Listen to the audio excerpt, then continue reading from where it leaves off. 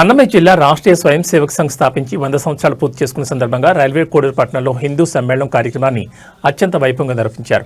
పాత బజార్లోని ఆర్యవైశ్య ఉత్సవ మండపంలో జరిగిన ఈ కార్యక్రమానికి నియోజకవర్గ నలుమూలల నుంచి భారీ సంఖ్యలో ప్రజలు స్వయం సేవకులు తరలివచ్చారు. శతాబ్ది ఉత్సవాల వేళ హిందూ ధర్మరక్షణ, సామాజిక ఐక్యత అనే అంశాలపై ఈ సమ్మేళనం సాగింది. ఈ సందర్భంగా పలువురు వక్తలు మాట్లాడుతూ ఆర్ఎస్ఎస్ గత 100 ఏళ్లుగా దేశ సేవలో ధర్మరక్షణలో చేస్తున్న కృషిని కొనియాడారు. దేశవ్యాప్తంగా హిందూ సమాజాన్ని జాగృతం చేయడంలో సంఘం పాత్రను వివరించారు. ప్రతి ఒక్కరూ సేవా దృక్పథంతో దేశాభివృద్ధిలో భాగస్వాములు కావాలని కోరారు. వక్తలు అందించిన సందేశాలు, దేశభక్తి ప్రసంగాలు సభికులను విశేషంగా ఆకట్టుకున్నాయి. ఈ కార్యక్రమంలో నియోజకవర్గంలోని పలువురు ప్రముఖులు, విశిష్ట అతిథులు పాల్గొన్నారు. రైల్వే కోడూరు నియోజకవర్గ ప్రజలు పెద్ద ఎత్తున పాల్గొని ఈ హిందూ సమ్మేళనాన్ని జయప్రదం చేశారు. ఈ సందర్భంగా పట్టణంలో ఆధ్యాత్మిక మరియు దేశభక్తి వాతావరణం నెలకొంది.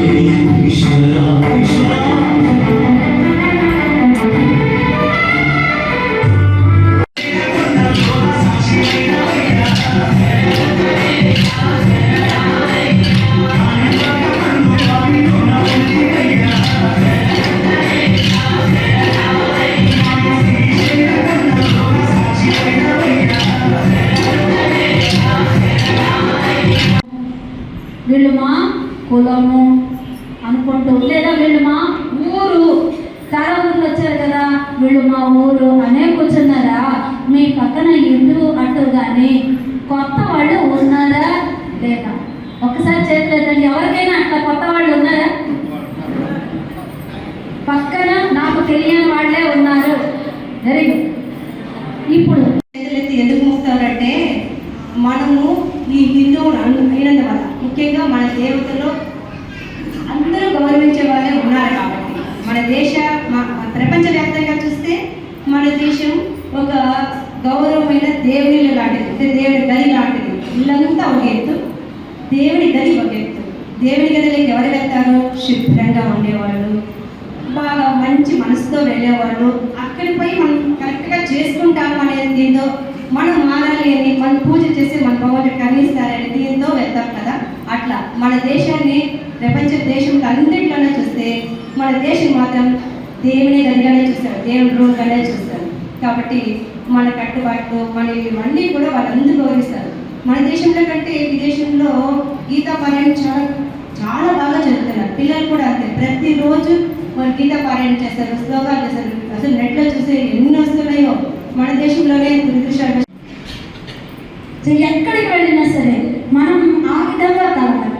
మా వాళ్ళు, మా ఊరు, మాకు తెలిసిన వాళ్ళని కూర్చోవద్దు, కలవాలి. కలిసి వాళ్ళతో చక్కగా పంచుకుంటూ వీళ్ళందరూ మనం ఇక్కడ చేరింది ఎందుకని చేరా? అందరం హిందూ ధార్మిక సమైక్యతను పెంచుకోవడం కోసం చేరారు. హిందూ సమైక్యత కావాలి. 100 సంవత్సరాలు నిండారని ఆర్ఎస్ఎస్ వాళ్ళు ఈ పిలుపుని ఎందుకని పిలిచారు? కేవలం ఆర్ఎస్ఎస్ వాళ్ళనే పిలవండి, మనందరే కూర్చొని చెయ్యండి అనలేదు కదండి. అందరినీ సంఘటన చేస్తున్నారా లేదా? సమైక్యం చేస్తున్నారా లేదా? దేనికోసం ఇదంతా అంటే, మనకు భారతదేశంలో ఏమైపోయిందంటే ఎవరికి వాళ్ళము. హిందూ సమ్మేళన కార్యక్రమానికి ఇచ్చేసినటువంటి వేదిక అలంకరించిన పెద్దలకు, ఈ కార్యక్రమానికి విచ్చేసినటువంటి రైల్వే కోడూరు చుట్టుపక్కల ప్రాంత హిందూ సోదర సోదరీమణులందరికీ నా యొక్క నమస్కారాలు తెలియజేస్తున్నాను. ముఖ్యంగా ఈ హిందూ సమ్మేళనం అనే పదం వినగానే ఈరోజు ఇక్కడ ఈ కార్యక్రమంలో పాల్గొనడానికి నాకు ఎంతో అదృష్టం ఉందని చెప్పేసి